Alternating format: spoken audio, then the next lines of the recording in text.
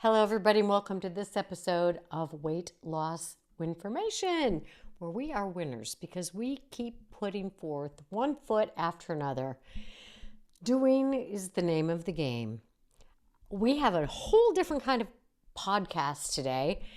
I'm by myself again for the first time in a little while, and I'm going to read an email that I got from a listener.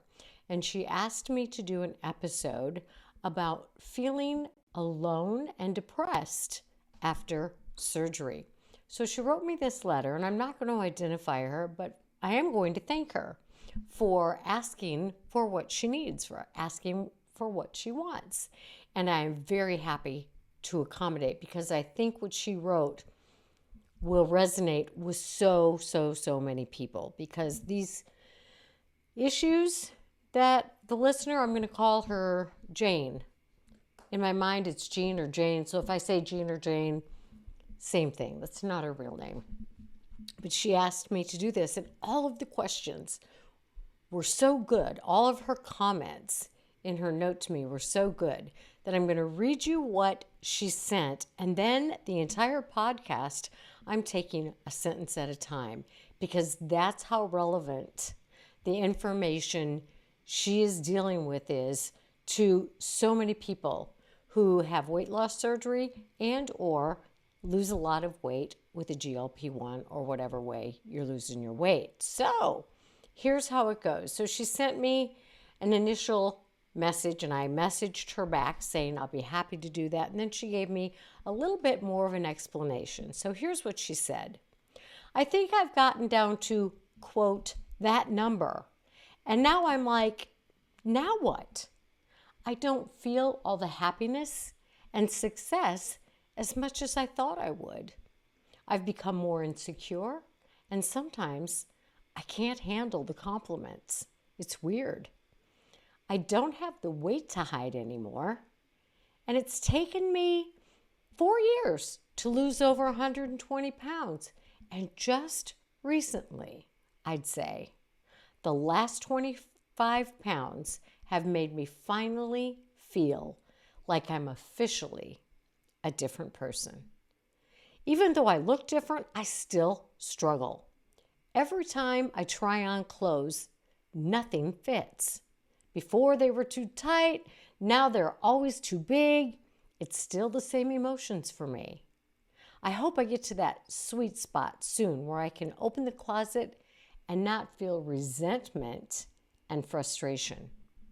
I wish I didn't identify the number with success, but I do. I can tell people look and treat me differently based on how I look. It's a lot to take in. I basically have a lot of emotions.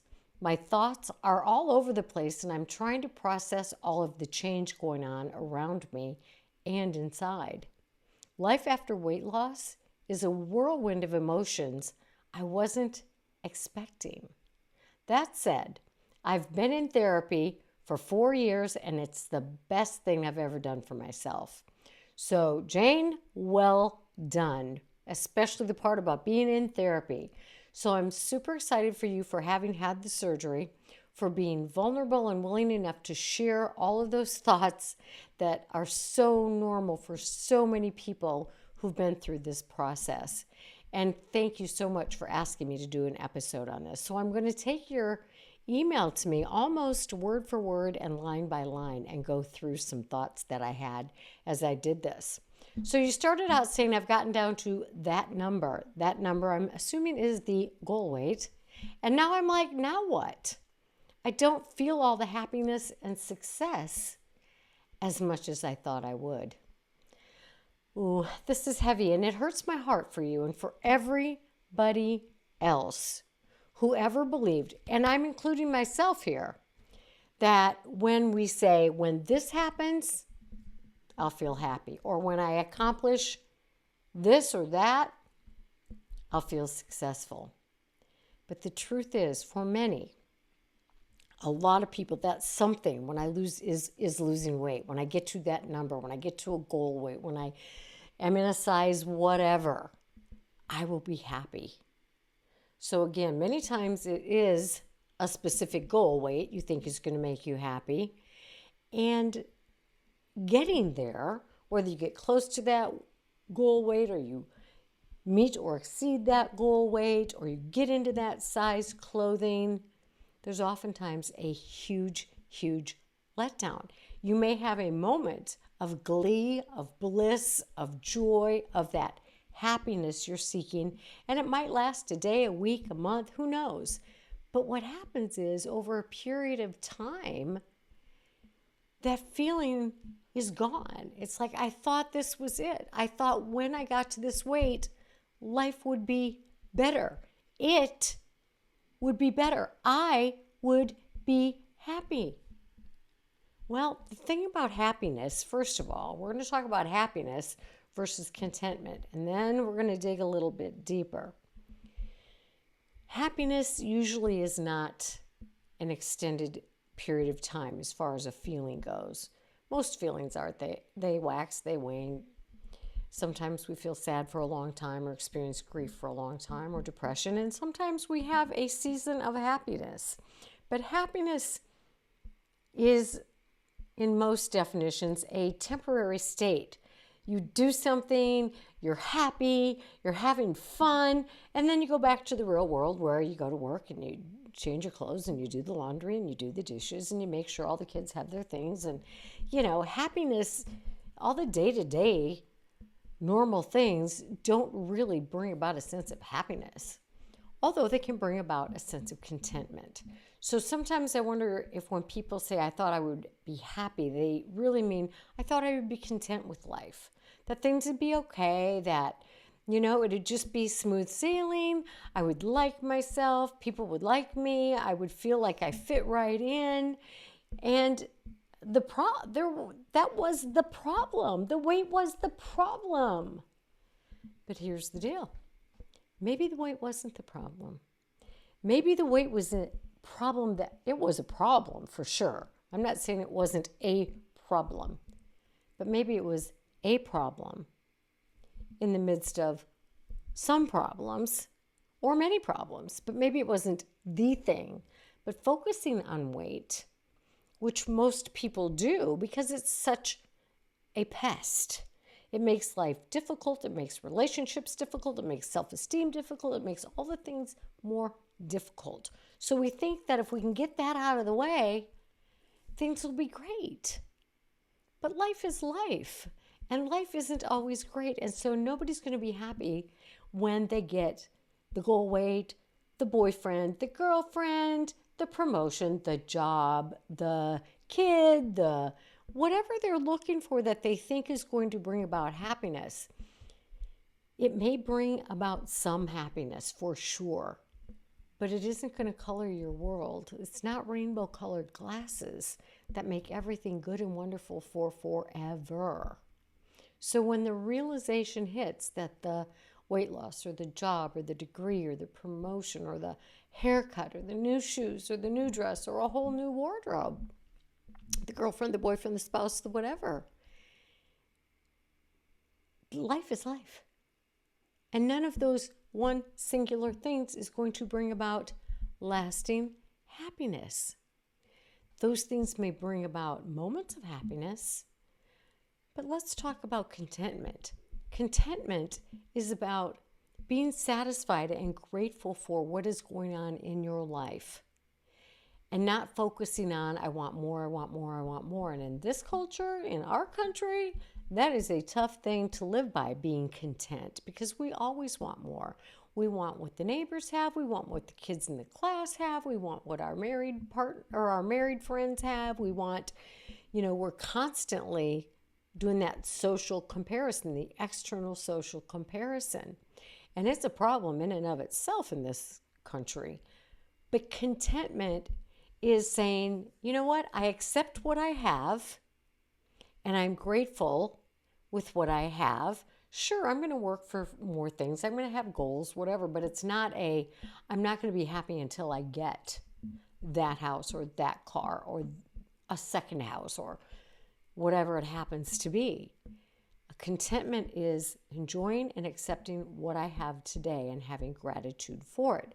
So I think that's what most people are really looking for. But the problem is in our short term, I want what I want when I want it society, we get these things and we're happy for a minute. And then we want the next thing. And then we have short attention spans and we want immediate gratification. And so happiness is something that's suffering because people don't know what contentment is because we're seeking these hits of dopamine, these happiness moments. And there's a book called Dopamine Nation, which talks about that. Like we're constantly seeking that next high.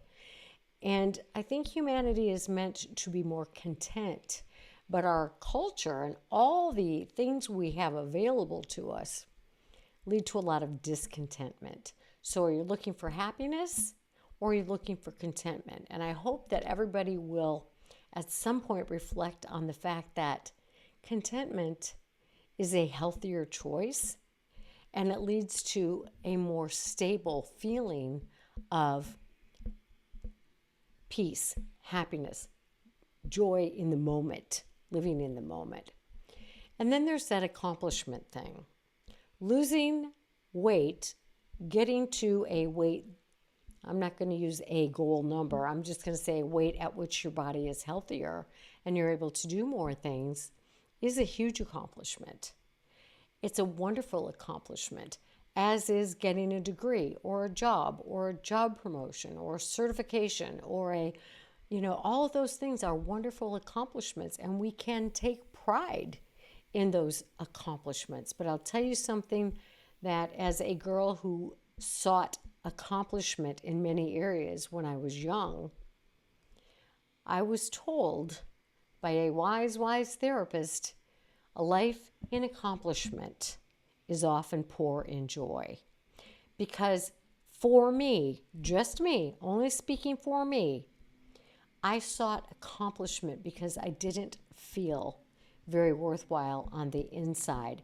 And so if I could be the best at the sales or get the highest grade or do the this or get the that, then I had accomplished something wonderful and it would maybe make me feel more worthwhile.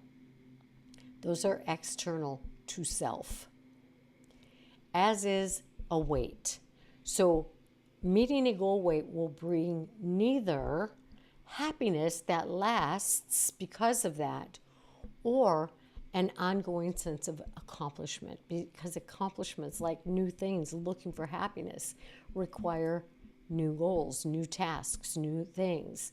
So I want not only Jane, but everybody to understand that there is a very big difference in happiness and contentment, and it's healthier to seek contentment with spikes of happiness for sure, but life is life and there are going to be high points and low points emotionally and things happening in life. It's just life.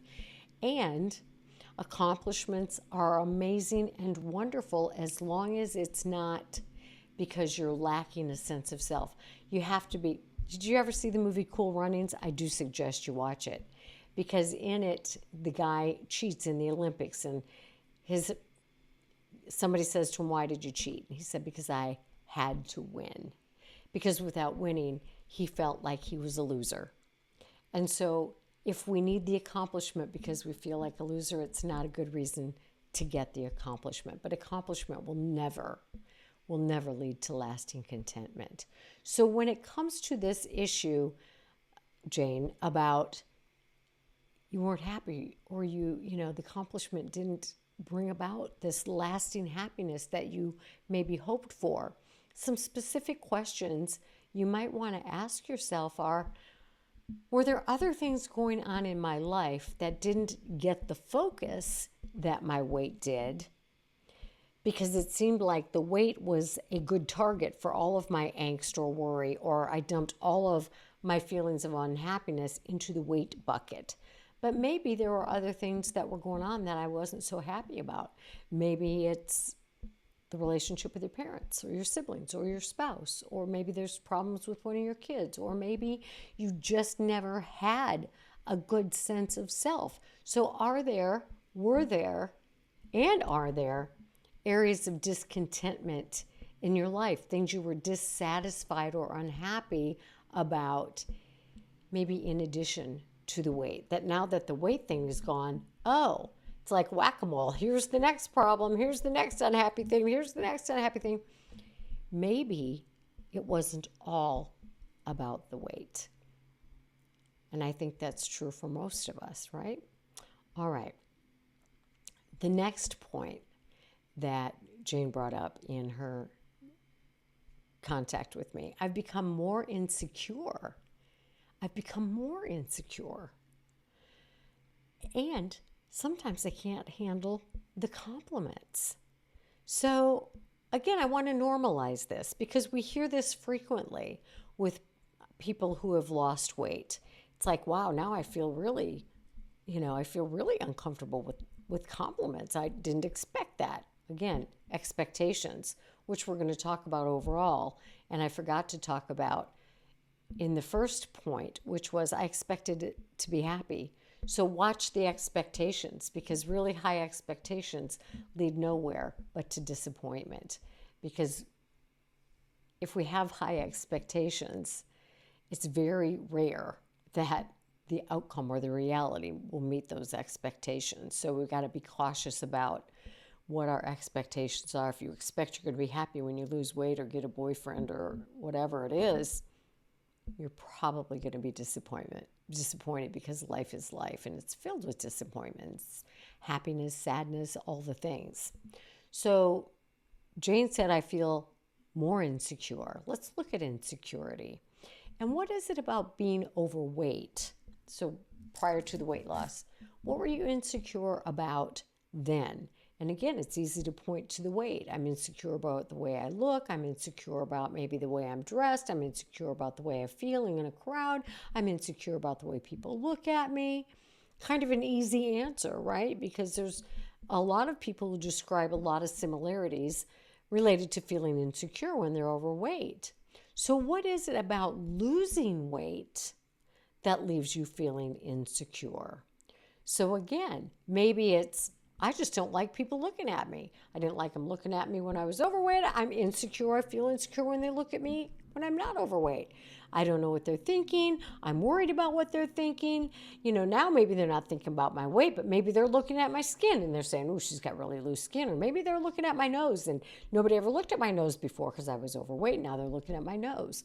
So insecurity, like weight, can be insecurity like happiness. Focusing on the weight can be something that you think it's all about, but maybe the insecurity wasn't just about the weight. Like the happiness, were there other things in your life you were discontent or unhappy about? Were there other things in your life you felt insecure about? And I am going to suggest that insecurity is an inside thing, because insecurity is related to the way we think about ourselves. It's related to what other people have said about us, to us, whatever, and then how we think about ourselves.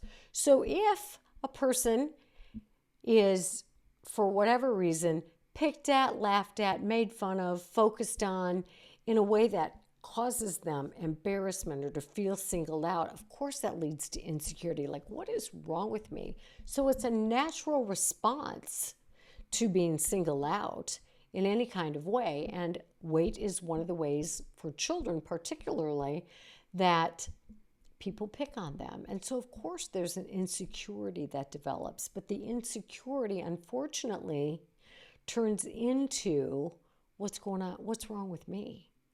I'm insecure, not just about my weight, but now I've become accustomed to feeling insecure. And so with or without the weight, I feel insecure. So what do we do with that?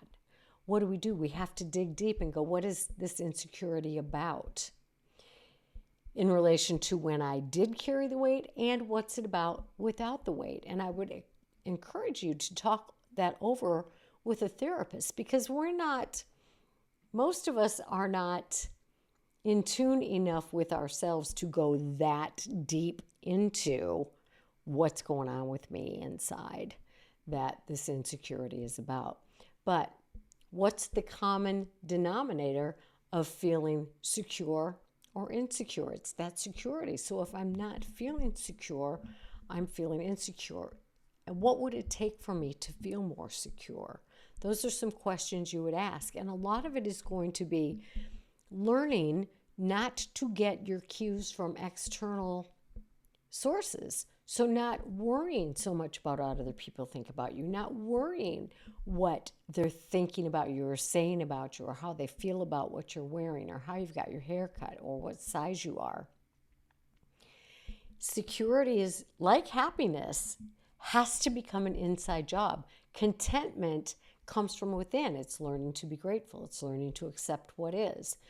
Security comes from knowing people love me because of who I am.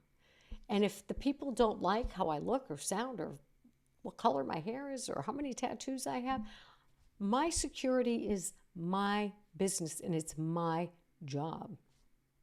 So I would take that one to your therapist and talk about that because, again, it's very normal, very realistic. And then Jane said, I don't have the weight to hide behind anymore. So what do people mean when they say that? I hide behind my weight. And it's very common, again, so I want to normalize for Jane and everybody who has said these things or experienced these feelings that this is pretty common when you're struggling with weight. What does it mean, though? It's a psychological shield. It's like if I could put up a shield and hold it in front of me to protect myself, that's what weight does in some cases. It's like, well, I don't want this. I don't want a shield to protect me from pain, from emotional pain usually.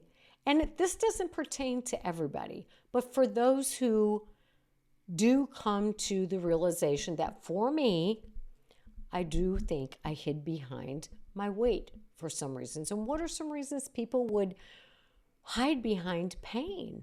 Well, I'm going to break it down. Break it down for you.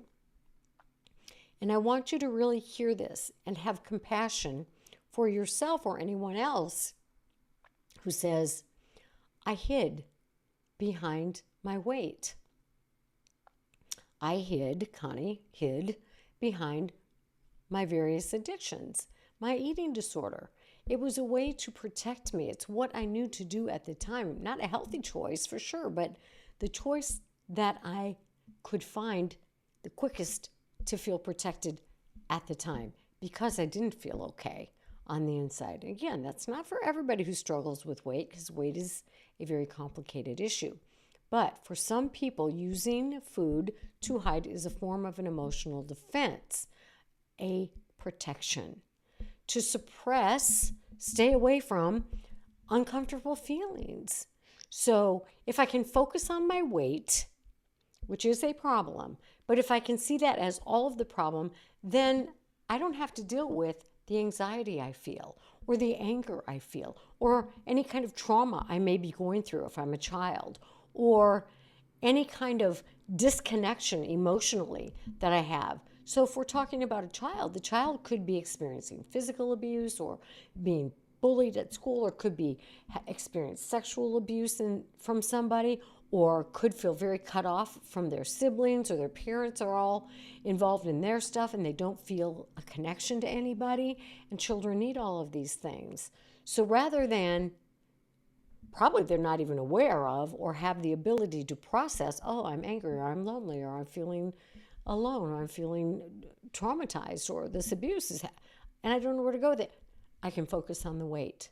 It's like, oh, I hate this weight. I hate this weight. I hate this weight. And again, I don't have to focus on, I hate what's going on with cousin so-or-so or the neighbor down the street. Or I hate that my parents are fighting all the time. Or I hate that, the family just got split up and now I'm living with different relatives, whatever it is. Or as an adult, right? I hide behind the fact that I'm hurting. My marriage is in shambles, or I'm hurting. My adult child is no longer speaking to me, or I'm hurting. I don't want to deal with that. I don't like these feelings. And eating, as we know, can be a very protective way to get away from any kind of feelings, whether it's being angry at the boss or whether it's being angry that your partner is late or whether it's upset because you are terrified of being alone and all your family's out of town, and so you're eating to feel comfort.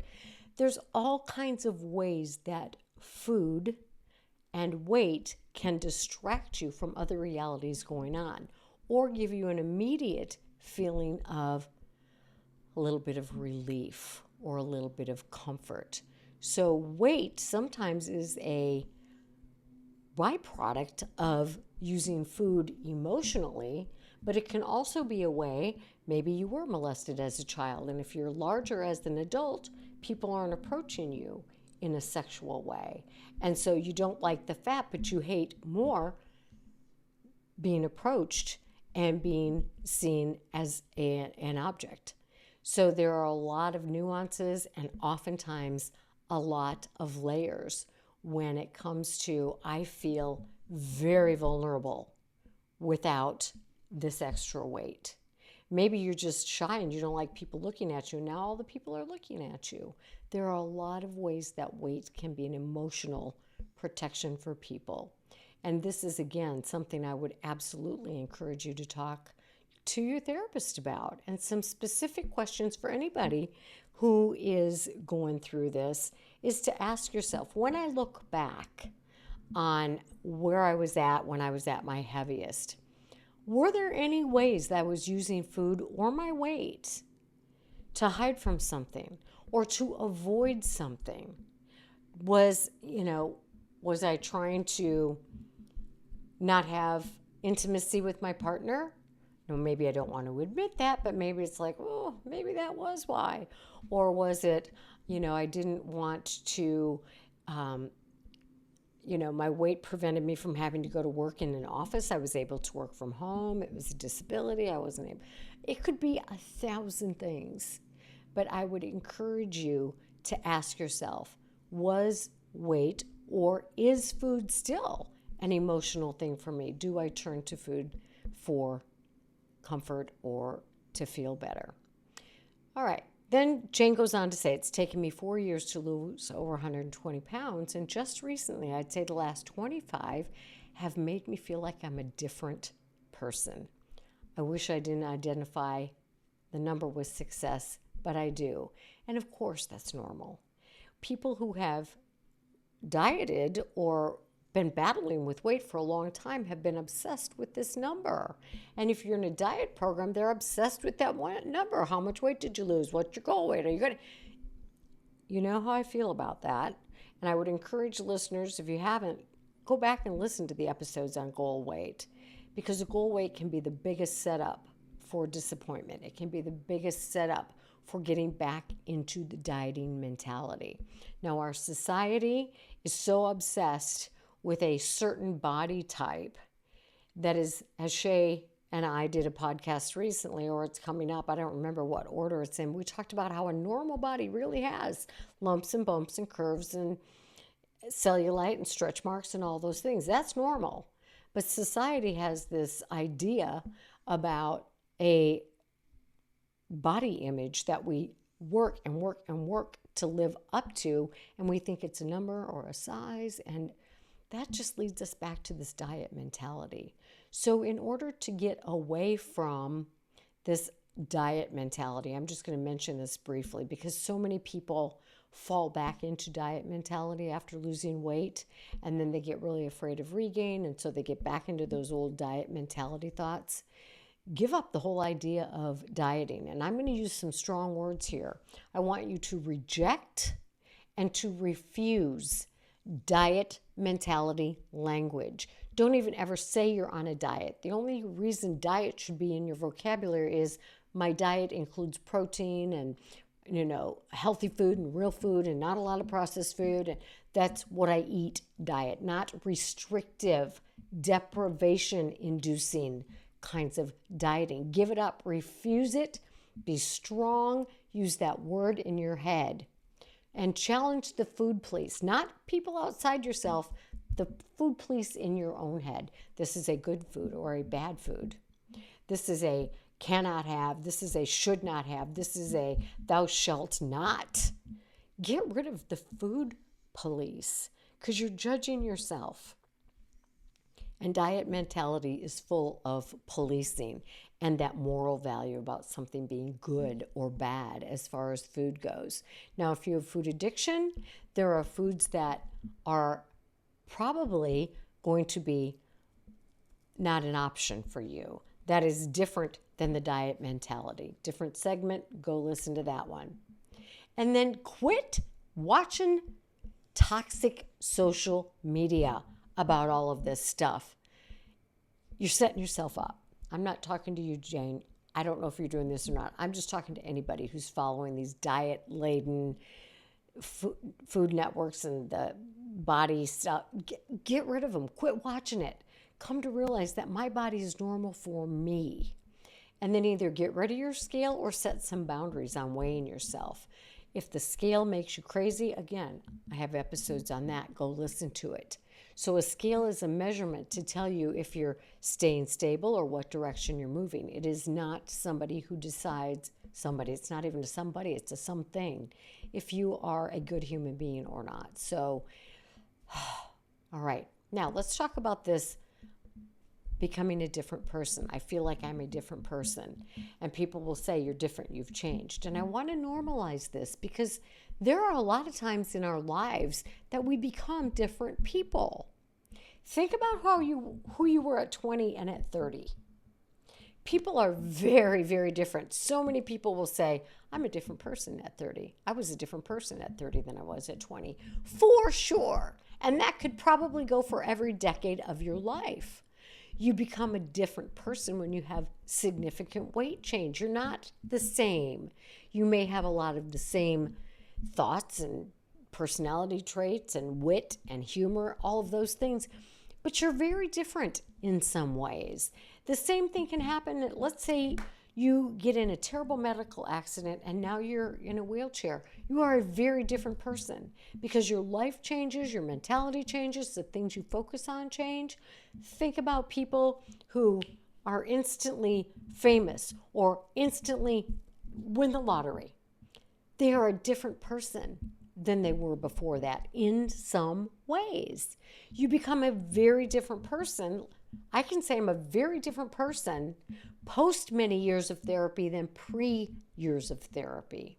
So let's normalize this. Yes, you're going to be different in some ways when you have a lot of weight loss. But feeling like a different person doesn't have to be traumatizing because it's normal. So let's normalize this as a common thing that goes along with weight because your body changes. Now, you may get hung up on the distortions, and that's a topic for another day. You have changes in how you perceive yourself. Maybe it's positive. Maybe you're being more critical of yourself, but there are changes in perception. If you have unresolved issues, they may surface after you lose weight because, again, now that weight isn't the only focus. And now it's like, oh my God, maybe I have some issues with my family, or maybe I have some, negative self-talk, or maybe I have some unresolved trauma. I don't know. But you are different because your focus becomes a little bit different. You're able to function differently because you can do things more physically.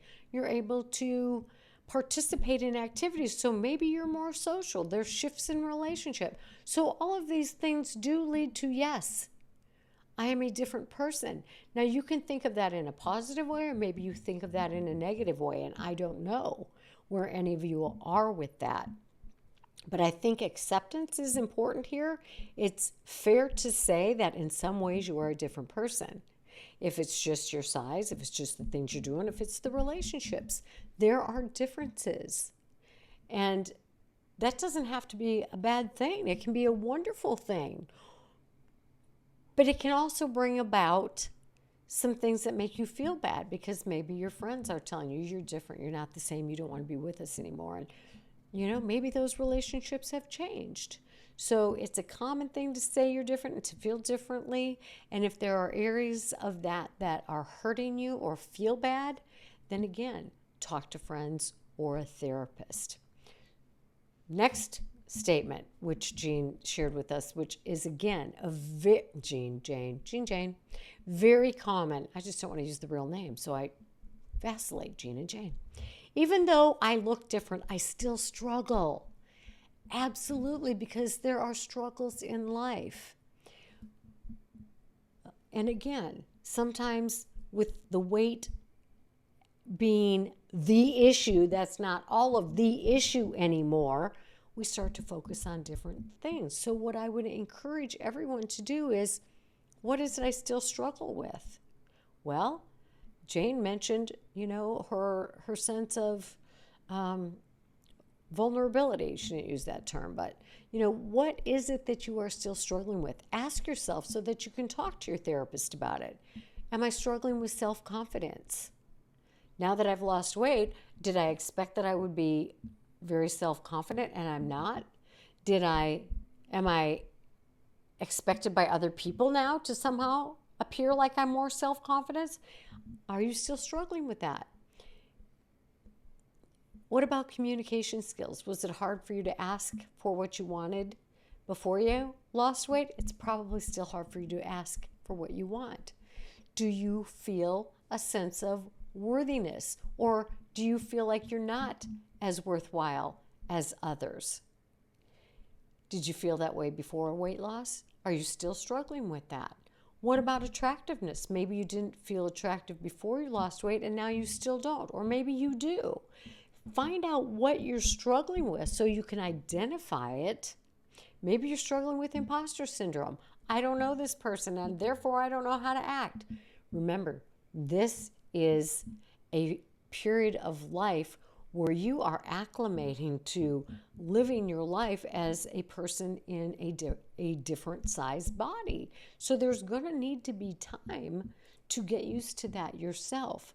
So identify what you're still struggling with and also normalize it. As a human being, you will always struggle with something.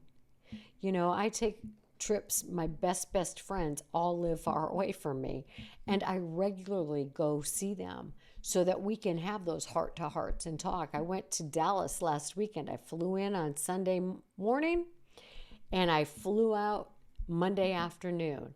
And people are like, was it worth it? I'm like, yes. My friend and I talked about all the things that women talk about, our insecurities, our highlights, our, the things that, and men should do this too, right? Because men and women, we communicate in different ways, but we're all people and we all have feelings, and women just like to talk about them for longer and repeat it and twist it inside and out and talk about it again. But what is it you're struggling with? Because I'm going to bet that the things you're struggling with now, you struggled with before, but maybe they weren't the forefront of what you worried about or struggled with because the weight was the main event. But on the side stages, we've got insecurity, we've got self-worth, we've got self-confidence, we've got communication skills, we've got boundary issues. All of those things are now there, and it's an opportunity. So we're going to clap our hands and say, yay, glad you're still struggling. Let's work on what else you got going on there, because we all got things. So just keep working on those things. Identify the struggle and then work on them, because it's just part of life for all humans. All right. Those mental health changes and body images, right? You still struggle with those. A lot of people now are struggling with this distorted body image or this phantom fat. I still look in the mirror and I see the big person. So coming to terms with what I see in the mirror and what my peers say, or the size I'm wearing doesn't match with what I see in my head. So, that could still be a struggle. And maybe you have some persistent or lingering depression or anxiety that you thought or hoped or expected might go away when you lost this weight, but lo and behold, there it still is. So we still need to work on any kind of depression we have, any anxiety. The anxiety may be different now. It may be about people approaching you. It may be about people having different expectations of you. It could be about a million things. But that could be a real struggle and something you're still struggling with. You struggled with it before, probably in some ways, and you're struggling with it now.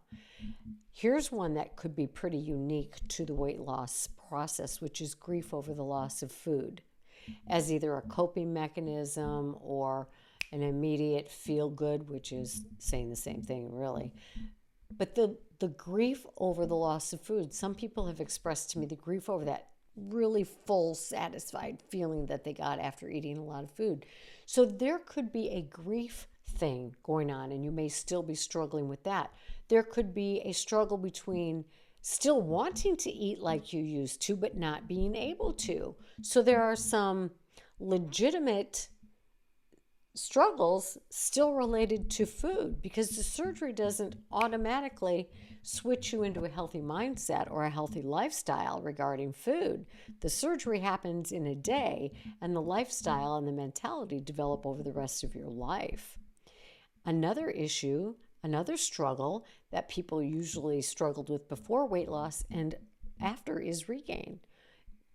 It might not have been fear of regain before you lost the weight, but it was fear of gaining more, or fear of, what people are going to think. And now you're like, oh my gosh, I've lost this weight. Now I'm afraid of regain, and I'm afraid of what other people are going to think and say if I do regain it. So maybe that's a struggle. So of course you're still struggling. Life is full of struggles. And then there may be new struggles related to changing social relationships. We've done episodes on that, where absolutely social relationships change after weight loss surgery. Some friends get all pissed off at you, and they're now rejecting you, and they say you've changed and we don't want to be with you. And some people get super jealous, and that may be your partner or your spouse, and now they're fighting with you, but they're not fighting with you about the thing that belongs to them, which is their own insecurity. They're fighting about other things because maybe they don't have the words. Maybe they haven't come to terms with, this is what's wrong with me.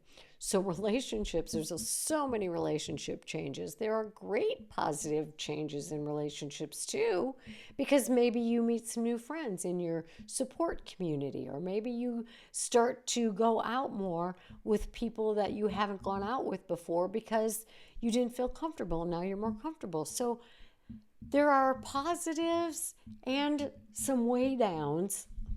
That was punny. There are some positives, things that lift you up and things that pull you down after surgery, physically, emotionally, spiritually, relationship-wise, all of the things. But of course, you're still going to have struggles, and that may link back to, I thought when I lose weight, I would be happy.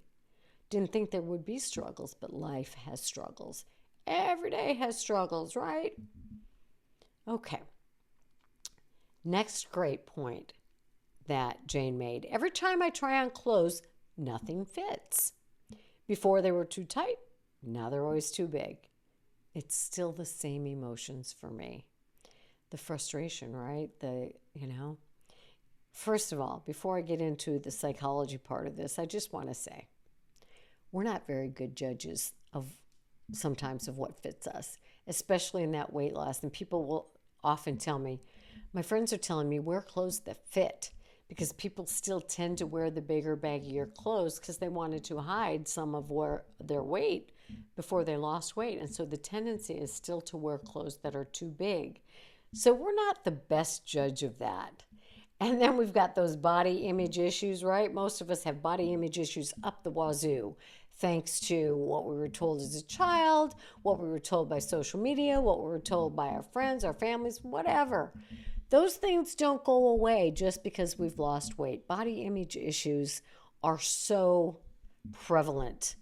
I'm going to say ubiquitous, meaning it's everywhere. Almost everybody has body image issues. And so we can't trust ourselves with that. And take your friend shopping with you and say, listen, I'm not a good judge. Please be somebody you know who's not going to blow smoke up your rear end, but is going to tell you the honest, straight truth. Like, not really liking that. Or, girl, you are really rocking that. My granddaughter told me I was slaying something when I had some of it. You're slaying it. I'm like, huh? So have somebody tell you, honestly, that looks good, that, that's a little loose, that's a little tight. Oh, Goldilocks, that's just right. So, and stick with your style, or maybe you're going to want to change your style. That is something that may be in flux. So, again, very normal, but the dressing room can be really an emotional experience for a lot of people. People go into the dressing room. Sometimes they feel tremendous amounts of pride. Sometimes they're just flabbergasted and shocked because it's like, no, that's not the size I wear. And the person brings them a size that's like 6 sizes smaller than what they used to wear. And it actually fits. So they're flabbergasted. Sometimes they have all this anxiety that, oh my gosh, if it fits now, is it still going to fit? Because they've got that fear of regain that creeps up. A lot of people just sob and sob and sob when they go into the dressing room because something actually fits in it.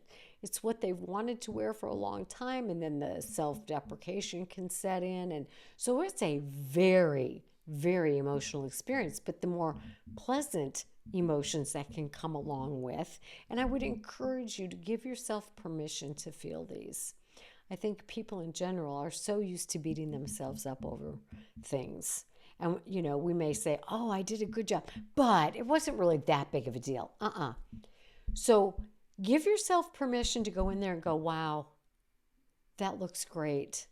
I really worked hard for this. This is a wonderful accomplishment. It doesn't define me, but it's still a wonderful accomplishment, and I can feel pride. You can look at yourself and feel a boost in self-esteem and self-confidence and let it be there for you. Go, oh, I feel like Cinderella. Look at me. I look beautiful. You can feel. You want to feel happiness, that temporary elation, euphoria, like, oh my God, this is so exciting, and feel good in it. Relish that. Give yourself permission. And allowing yourself to feel the good stuff when you're aware that you're wearing clothes that you like and that fit you better and you feel more comfortable in and you feel like you fit in more. It's good motivation. It's good motivation to maintain the things you are doing to lose the weight and the things you are doing to maintain the weight loss. So it can be really good motivation. And sometimes it's this huge relief because you're not feeling squashed in your clothes and they're not uncomfortable. And, you don't have to worry about people looking at you or staring at you. So there can be a lot of relief. Now, the other side of that, and there's, balance. Sometimes when people are struggling with how they look or the clothing and the fitting and stuff, it's that body image stuff. You look in the mirror, you still see yourself as overweight and you start beating up on yourself again. Or you are hesitant to give yourself permission to say, I like that, I look good. Or you can pile a bunch of anxiety and feel a lot of pressure. It's like, oh my God, now I need to look perfect. Or, oh, now I have this pressure to maintain this so I can maintain these clothes. And that's a lot of pressure. And you get in your head and you go off on that tangent and spiral the anxiety and the worry and kick those things up. So the whole business of shopping and getting into clothes, it can bring up both. So when you're with your therapist, and I encourage everybody to have a therapist, there are so many changes going on after this surgery. You want to be able to say it was really hard for me when I went into the dressing room, or it was really, it was really fun, and then I brought myself down, so that you can learn when those feelings or those thoughts that are disruptive or lead you to a negative emotional spiral come into your head. You can go, I refuse to entertain that thought. Right now, my choice is to look at myself and acknowledge that I have worked hard to get here and I look nice. So you have to learn to dispute and fight against those automatic negative thoughts that so many of us struggle with, so that when you recognize them, you can go, not today. Not today. Today I'm celebrating me. And you can do that every day, by the way. You can celebrate you every day. Now, we're not going to win that battle every time, but if we can win it one time, maybe we can win it another. But it takes work, and it takes work with a therapist. This stuff doesn't come easy to most people. So if you want to have a more positive experience, like I said, shop with a friend and go when you feel your best, not when you're feeling like, when you're down on yourself or you're depressed about something else. Go when you feel your best and shop for your current size, whatever that is. Sizes on clothing, we all know the story, but we don't apply it when it comes to ourselves. We don't be like, well, this brand runs higher or smaller or whatever. And then get a few key pieces that you feel comfortable and you look okay in. And then make sure you build on those so that you always have something you can go to. And again, go with a friend. Now, this was interesting to me. Jane said about the clothes and going to the closet. She said, I hope to get to that sweet spot soon where I can open my closet and not feel resentment and frustration. And that made me curious. What is the resentment about? What do you resent? I don't know what the answer to that is. I don't know what Jane was thinking. I don't know what you're thinking about that, but I would be very curious to know, what is that feeling of resentment when you go into your closet? Is it resentment that, this doesn't seem to be a problem for other people. Why do they just, get to wear the same size for 4 decades of their life? Or you resent that you have to buy so many clothes in so many different sizes for the fluctuations in your weight? Or what is the resentment about? And once we identify what we're struggling with, and this is an important thing to point out because resentment is a very powerful emotion, and resentment is one of the things that is a common lead back to an unhealthy behavior. So in the world of addiction and recovery, we know that resentment often leads to relapse. So resentment is something that when you recognize it as such, you want to address it. Don't push it down. Write it down on your what I'm going to talk to my therapist about list and take it there and talk through these resentments, because this is something that's going on inside of you. It's not an external thing.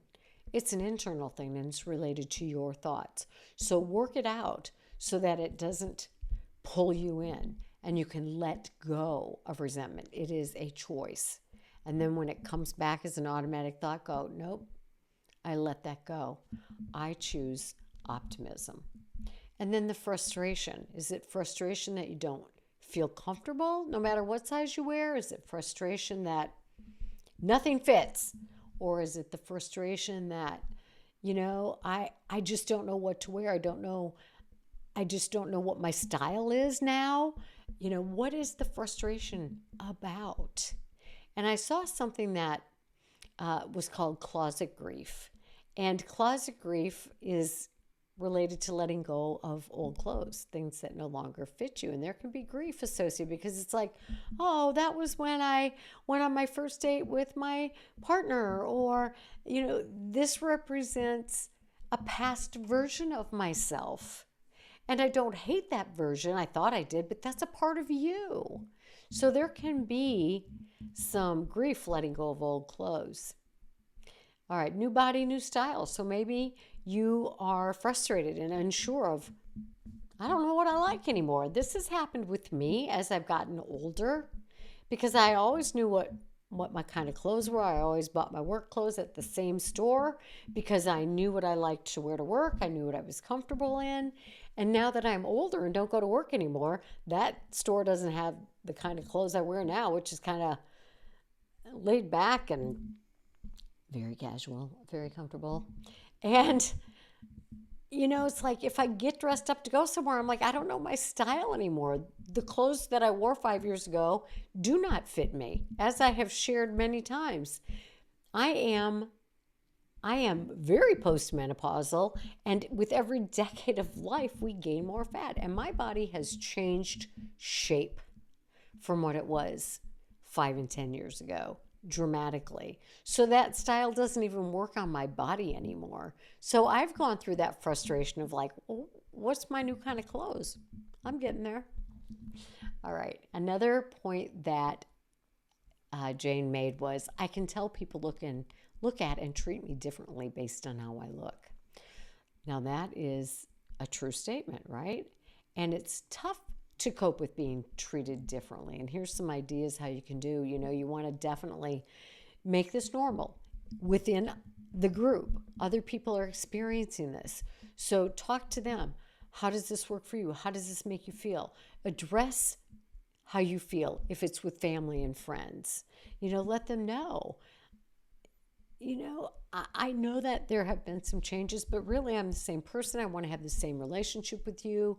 I'm feeling, you look at me differently and I don't know what to make of that, but I'm uncomfortable. So talk to the people that you can.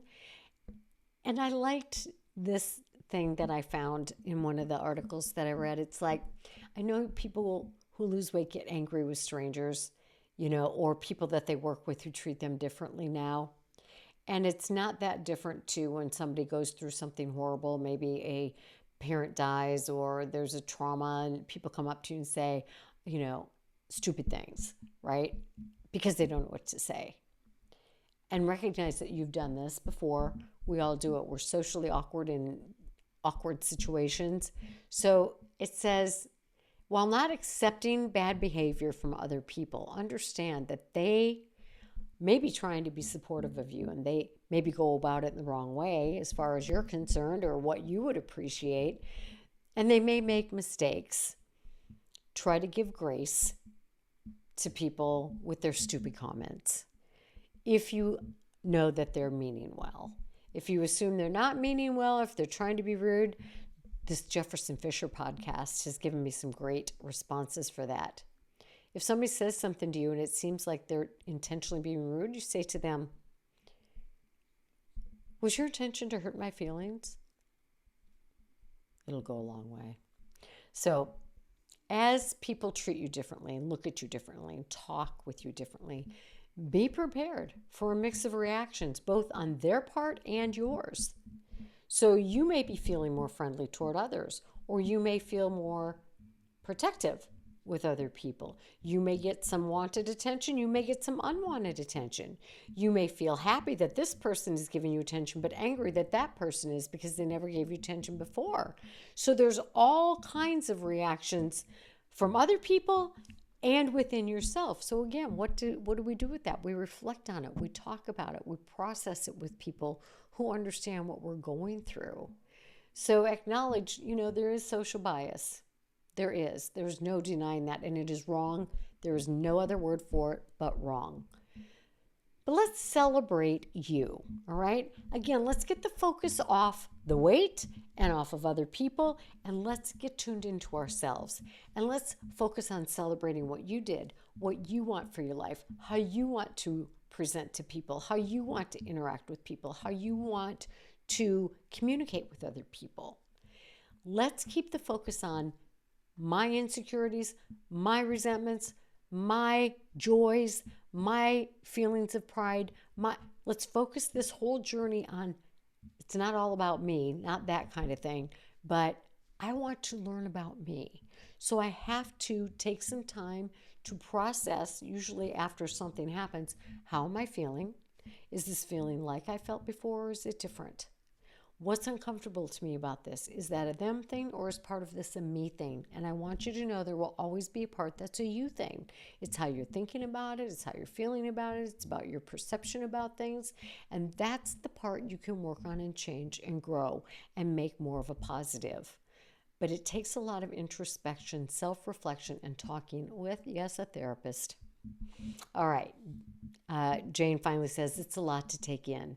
I basically have a lot of emotions. My thoughts are all over the place, and I'm trying to process all the changes going around me and inside me. Life after weight loss is a whirlwind of emotions I wasn't expecting. Again, let me normalize that for you, Jane, and for anybody else who's going through this process. It is a whirlwind. You have all these physical adjustments. They say that first many months after surgery, or especially after surgery, is like a full-time job because you're focusing on the grams of protein and getting in the water at the right times and taking the vitamins and doing all the things. So there's a lot of focus on that, and that can be frustrating. That can be filled with grief because I want to eat. I don't want to have to think about this. It's taking away time from my family. Or I don't want to have to meal prep. I don't want to, there can be a lot of emotions along with the, oh my God, look at the weight falling off of me. I'm so excited. So there's emotions all over the place. And you have to you have to work on this lifestyle. And so there's emotions related to that. But I hate exercise. I've talked to a lot of people who come to experience exercise as a celebration of the weight loss. And so it's not a punishment or something they hate. They find a way to make it work so they actually enjoy it. You have to monitor your progress. So we got all the physical stuff happening, which is going to bring about the whole gamut of emotions. So again, very normal. Then you've got those mental and emotional things. God almighty. We have to practice a lot of self-compassion here, saying, I will not beat myself up. Just refuse. I know I've shared this in other episodes, but there was a day as I was going through therapy and learning these skills that I literally said to myself, I will no longer beat myself up. I refuse to talk negatively to myself. And for the most part, I have stuck to that. I may do it, but I come back and I go, no, it's not happening. You have that option too. It takes a lot of effort, but you can do it. So we want to practice self-compassion, which is not letting ourselves off the hook, but it's saying, yeah, this is tough. Yeah, I screwed up. But I also did well in this area, in this area, in this area. And I will keep putting forth the effort, not perfectly. I have a t-shirt coming out that says I'm progressing, not perfecting. We want progress, not perfection. All right, focus on those non-scale victories. You want to focus on what you're doing well. You want to focus on all the things that you couldn't do. Again, you might miss having people do things for you because you couldn't do them. That's real and that's okay too. Let it all be okay. And then you got all those social changes going on. So there's a lot. And I love that Jane said, I've been in therapy for 4 years. It's the best thing I've ever done for myself. And I love this because when you are going through that process, the first couple of years is such a whirlwind. And being in that therapy through that is really great. And then as things settle out and you start to struggle with wanting to reach the goal weight, or you really start dealing with, I still have insecurities, or I'm not happy like I thought I would be when I got rid of the weight, or all of these wonderful things that Jane so bravely brought to my attention and that so many of you struggle with. And I've heard before, but this was such a succinct way to sum up what so many people are feeling. This being in therapy for 4 years is brilliant. And I'm telling you, I spent many more than 4 years in therapy because we change and we grow. And then we think we have sorted through something.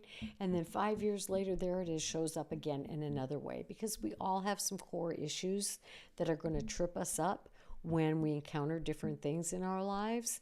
So having a good solid base of therapy where we ask these questions, where we struggle with the feelings, with the thoughts, with the changes, is such a great thing. And I heard a wonderful, wonderful thing that I want to leave you with.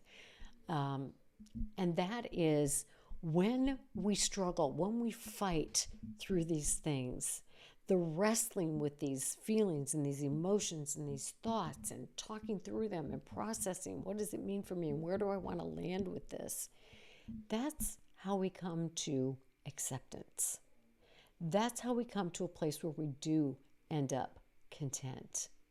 But we have to go through the struggle. And those who are willing to go through the therapy and wrestle with these big issues are the ones that are going to have the more content lifestyle in the long run.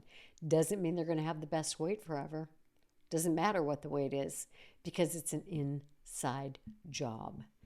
And I found a thing that said long-term success depends on adopting a lifestyle. We know this, whether it's GLP-1s, whether it's a medical weight loss program, whether it's weight loss surgery, you have to develop a lifestyle and you have to understand that there are going to be setbacks, just like a marriage. I've been married 42 years. There have been setbacks. You persevere through them, you work through them, you get help, and you fight through them. And then you shift to a new place in the relationship, and you will shift to a new self-image as you work through all of these things. You will shift to a place where, oh, No, a perfect figure was never an outcome because that doesn't exist. Oh, a perfect relationship doesn't exist. That was never going to be an outcome. So what we do is we focus on the process, right? Create yourself a therapeutic support environment. People who are going through the same things, people who meet regularly, get into group therapy if you want. It's a great experience. Learn to manage expectations. Learn to create and sustain motivation. Learn to follow through. Learn to persevere in all of the areas we talked about. The bottom line, friends, is it's developing a healthy relationship within yourself to find contentment in this life, and developing a healthy lifestyle to find contentment with your body, your shape, your weight. So this episode is worth listening to 5 or 6 or 10 times, I think, because there is so much in it, and it's so much common information, common denominator for people who are going through this weight loss process. Thank you, Jane, for having the courage and the vulnerability to reach out and ask me to do this episode, and for sharing so many pertinent questions. It was just an amazing paragraph you sent to me, and great content. The bottom line is, do what Jane did and get into therapy. Keep processing this. And as she said, it's been a 4-year venture so far in therapy. Best thing she's done for herself. I second that. Therapy is by far the best thing I ever did for myself and for my marriage and for my family. And only by going through that was I able to create the life that I have now, which isn't perfect by any stretch, but it's so much better than I ever imagined it could be. So keep going, Jane. Keep going, everybody else, because we are winners, because winners tackle the tough stuff and work through it. And if you're listening to this podcast, I know you're a winner because you're listening, and that's going to lead to doing. All right, join me next time. Thanks a lot. Bye.